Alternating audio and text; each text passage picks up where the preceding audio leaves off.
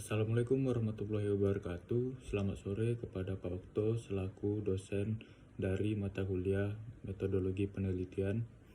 Perkenalkan, saya Herlambang Primaswiro ingin mempresentasikan hasil penelitian saya yang berjudul Analisis Loyalitas Kerja Karyawan pada PT Singa Laut Perkasa Batam. Baik, mohon izin kepada Pak Okto untuk saya memulai presentasi ini.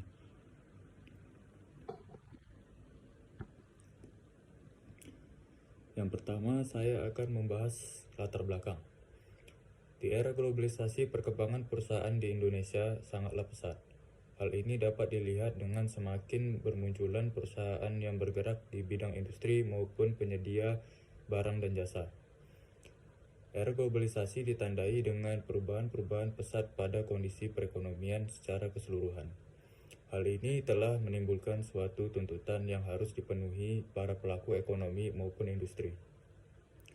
Pencapaian tujuan perusahaan melalui loyalitas kerja karyawan.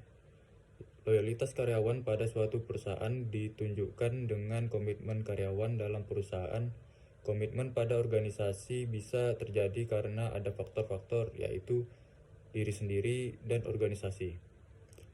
Loyalitas merupakan kondisi yang mengikat antara karyawan dengan perusahaannya. Karena loyalitas bukan hanya kesetiaan yang tercermin dari seberapa lama seseorang bekerja di dalam organisasi perusahaan, namun dapat dilihat juga dari seberapa besar pemikiran atau ide, gagasan, serta kinerja yang tercurah sepenuhnya kepada perusahaan itu. Pada penelitian ini akan diketahui apakah karyawan di PT Singa Laut Perkasa Batam memiliki loyalitas karyawan yang ditinjau dari indikator di bawah ini. Yang pertama yaitu kepatuhan atau ketaatan dari para karyawan, lalu tanggung jawab, dan juga sikap karyawan terhadap pekerjaan mereka.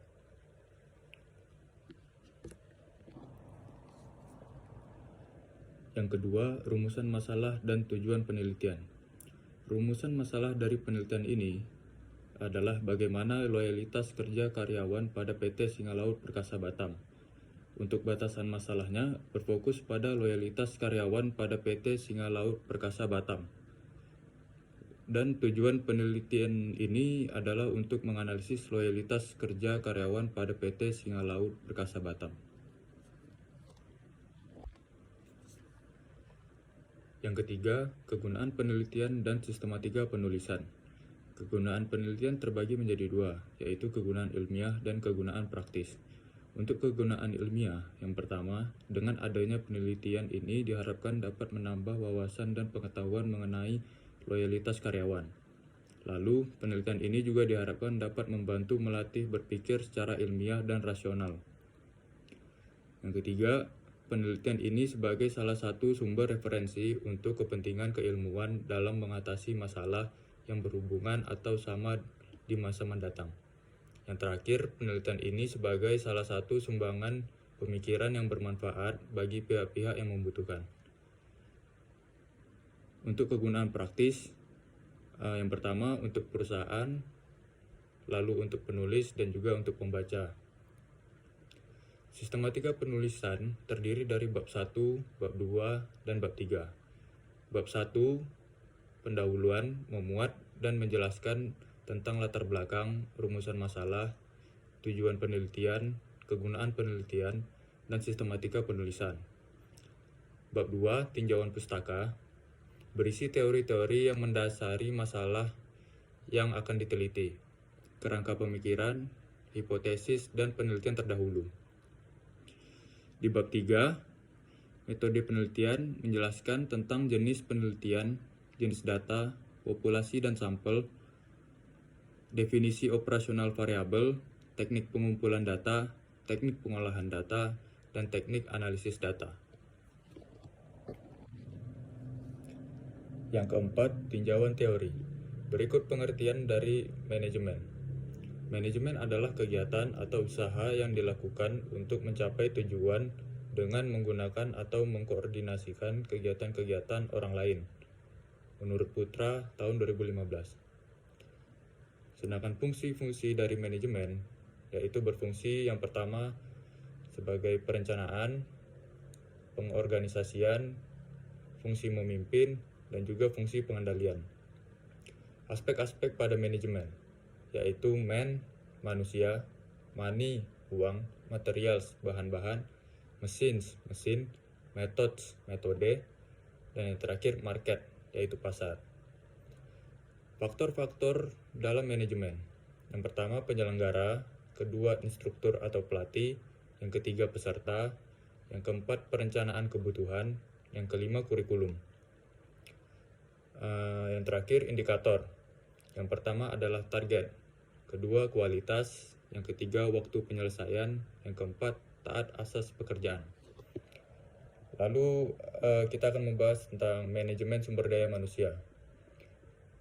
Pengertian dari manajemen sumber daya manusia yaitu merupakan pengakuan tentang pentingnya tenaga kerja organisasi sebagai sumber daya manusia yang sangat penting dalam memberi kontribusi bagi tujuan-tujuan organisasi dan menggunakan beberapa fungsi dan kegiatan untuk memastikan bahwa SDM tersebut digunakan secara efektif dan adil bagi kepentingan individu, organisasi, dan masyarakat.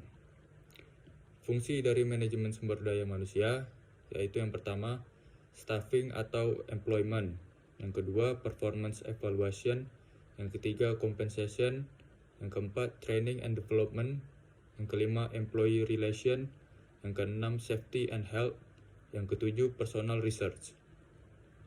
Aspek-aspek pada manajemen sumber daya manusia. Yang pertama analisa pekerjaan, yang kedua penyusunan perencanaan, yang ketiga pelaksanaan pendidikan, yang kelima penyediaan intensif, yang keenam penilaian prestasi kerja, dan juga faktor-faktor dari manajemen sumber daya manusia ada dua, yaitu faktor eksternal dan internal. Yang terakhir indikator dari manajemen sumber daya manusia, yang pertama tugas kerja, yang kedua kualitas kerja, yang ketiga kuantitas, yang keempat ketetapan waktu, yang kelima efektivitas biaya. Selanjutnya loyalitas karyawan. Pengertian dari loyalitas karyawan memiliki sejumlah manfaat bagi perusahaan. Dalam hal keuntungan, karyawan loyal cenderung melakukan lebih baik dari yang diharapkan dengan memotivasi tertinggi dan kemampuannya. Selanjutnya aspek-aspek dari loyalitas karyawan. Yang pertama ada ketaatan atau kepatuhan, yang kedua tanggung jawab, yang ketiga sikap terhadap pekerjaan. Lalu faktor-faktor loyalitas karyawan. Yang pertama faktor rasional, emosional, dan juga kepribadian. Indikator loyalitas karyawan ada 4. Yang pertama kepatuhan, tanggung jawab, dedikasi, dan juga integritas. Yang keenam, kerangka pemikiran. Kerangka pemikiran dapat dilihat pada susunan tabel di atas. Selanjutnya yang ketujuh, metodologi penelitian. Yang pertama, jenis penelitian. Jenis penelitian yang saya gunakan yaitu menggunakan penelitian kualitatif yang dianalisa deskriptif. Yang kedua, jenis data. Jenis data yang saya gunakan adalah data kualitatif yang bersumber pada data primer dan data sekunder. Yang ketiga, teknik pengumpulan data melalui 3 tahap, yaitu orientasi, eksplorasi, dan member check.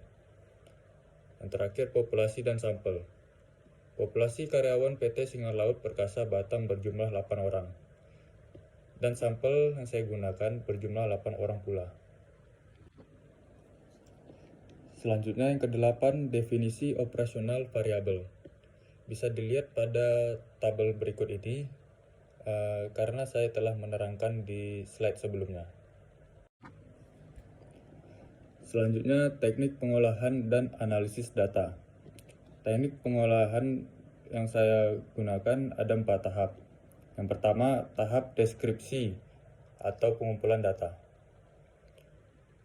Merupakan tahapan awal pada sebuah penelitian, yaitu mengumpulkan data-data yang diperlukan melalui wawancara yang berkaitan tentang loyalitas kerja karyawan pada PT Singa Laut Perkasa Batam. Yang kedua, tahap reduksi data. Tahap reduksi di mana peneliti memilih atau memfokuskan data mana saja yang akan diolah. Yang ketiga, tahap penyajian data. Peneliti menyusun dan menyajikan data yang sudah ada sebaik mungkin dengan tepat dan jelas agar mudah dipahami serta dapat mewakili data keseluruhan. Yang terakhir, penarikan kesimpulan.